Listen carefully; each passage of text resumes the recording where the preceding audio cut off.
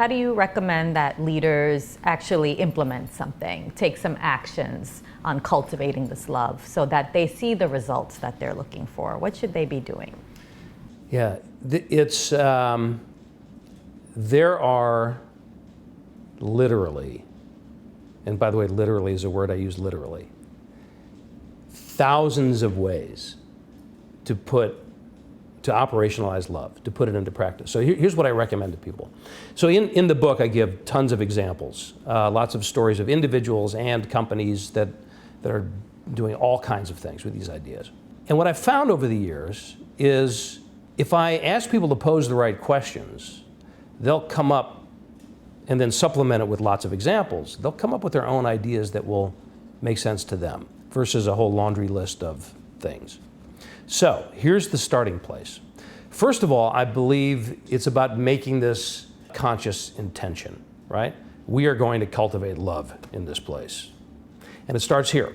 So start with this. For the leader to ask him or herself, ask yourself, why do I love this place? Why do I love this work? Why do I love this team? Why do I love this customer? Why do I love this? Just start with that. And if the answer is, well, I don't, that's okay. There's a little variation on the theme. What do I love about it? What do I love about this work? Find some place where there's an ember that you could fan the flame a little bit, because it really does start with, even though we're not talking about love simply as a feeling and leaving it there, but it does start with that inner sense of motivation, right? But then it's about making it an explicit objective, right? How do we get our customers to love us? Or how can we show our customers that we love them? How can I create an environment that people will love working in? Just set that as the example, all right? And then ask this question, which is really powerful. What should that look like here? So, why do I love this, and how do I show it? What do I love about this?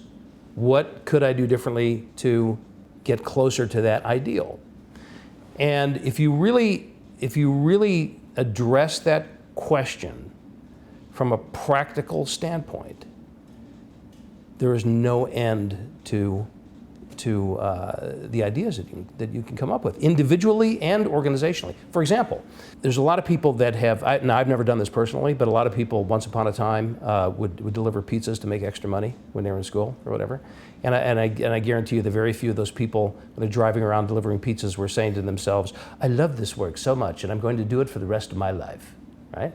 But there's a guy named Joe Jaros who I met a couple of years ago, who used to deliver pizzas for Marco's Pizza, which is one of the fastest growing food franchises in the country right now. He delivered pizzas in Ohio. And if you were to ask Joe how he felt about his customers, he would tell you that he loved them. Pizza delivery guy. So how did he show it? Right? So do you love your customers? Yes. Okay. Yeah, I got that. How do you show it? Joe? Well, here's what he would do. He'd show up at a person's house to deliver a pizza. If he noticed that the bulb in the porch was burned out, he'd change the light bulb. Doesn't say that in his job description, but that's what you do when you love somebody. And he lives in Ohio, and in Ohio, they have this thing that's called winter.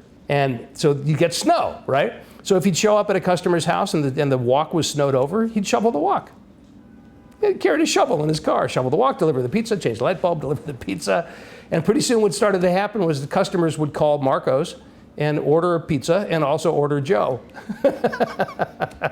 Right? So it's very simple, right? So what happened as a result of that?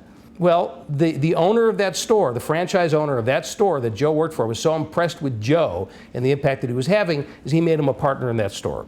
And now Joe Jaros owns, I've lost count, it's like 6 or 8 Marco's stores of his own. And he's created a culture where now that's the expectation. And there was just a post, PS to that story. In another town in Ohio, there was a little old lady who lived alone, not in a shoe, I don't think, but she fell down, she got hurt, she called the hospital, they rescued her, she was fine, they fixed her up, they were getting ready to send her home. They asked her who they should call, and she had nobody. She was alone on the planet. But there was one number that she knew by heart, and that was of her local Marco's Pizza, because that's where she always ordered her food. So she said, this is the only number I know, and it's a little unconventional, but they had nothing else to go on. So the hospital called the Marco's store, told them that they had, now this is a little unusual, but we've got this lovely lady here, she needs to go home, you're the only number she has. And without hesitating, they send somebody to pick her up and deliver her home. And that was one of the stores owned by Joe Giros. So what does it look like? That's the question. Why do I love this? How do I show it? Deal with that question with seriousness, and you will come up with ideas that some of them will be so simple, but will have a tremendous impact. And some of them might be really, profound and systemic in the way that you do business. And again, it all ties down to the bottom line, right? The return on investment. So you're doing all these things and there are results that you're seeing in the bottom line, that customers are more loyal, right? Customers keep coming back to you. Yes. Right? So I think there are basically three categories. There are basically three categories of people. There are people that just don't believe that love has any place in business. The second category is that it's nice. Love is nice. It's nice to have. It's nice to have an environment that people, enjoy being in, but it has nothing to do with our results. And then there's the third category, of which I am obviously a member, which is that it's not a nice to have, it's a must have. Because, obviously love just has its place intrinsically, it's a good thing. But I'm a business guy. It's because as a business person, of course it affects the bottom line.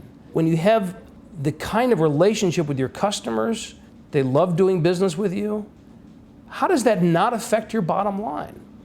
So here's the way that I like to think about it. It's actually the subtitle of the book, but it's also the way that we can frame it up. This is not simply about doing what you love. It's about doing what you love in the service of people who love what you do. Do what you love in the service of people who love what you do. So doing what you love is the foundation for this. It's your own connection to your work. But if it stopped there, and you didn't really care about anything else, just as long as I'm doing what I love, take that to its extreme, that's just another way of saying narcissism, right? So yes, I'm doing what I love, but I'm using that in the service of people. That's the context.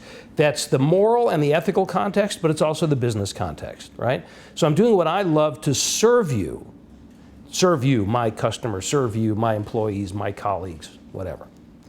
And if I do that with significance, in the ways that we've been talking about it here, and to show you that I love doing business with you, that I appreciate you, and all that, what happens is reciprocity. They love you in return. So do what you love in the service of people who love what you do, right? So when your customers, how do your customers demonstrate they love you in return? They do more business with you. They spend more money. They talk about you more. How do your employees love you in return? They work harder. They're more creative. They're more innovative. They're more collaborative. All these things that we say we want. And what is your experience like as a human being? Well, there's more joy. There's more fulfillment. You're gonna work harder. You're gonna have more success, personally, and however you measure that for yourself. And it goes right to the bottom line.